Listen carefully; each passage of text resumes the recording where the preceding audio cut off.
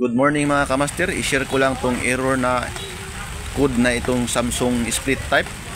So after natin ma-cleaning, nag-error code na siya.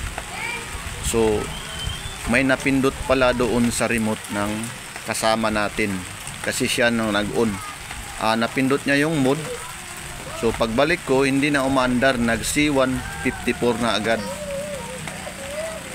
Before ko cleaning, tinisting ko muna, okay naman. So pagbalik namin, nag C1154. So ang ginawa ng ating isang technician rin, kasi nagpa-rescue tayo, doon lang sa remote, yung sa mode, pindot-pindutin lang, mode, cool, heat, auto. So ganyan ang ginawa niya. So nag-display din ng 31.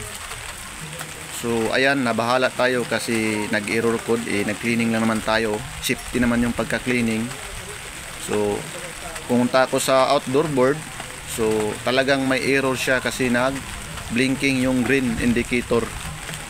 So doon lang mismo kayo sa remote mag-sit up or mag-sit, baka nandun lang yung problema. So hanggang dito lang yung video. Peace out mga kamaster.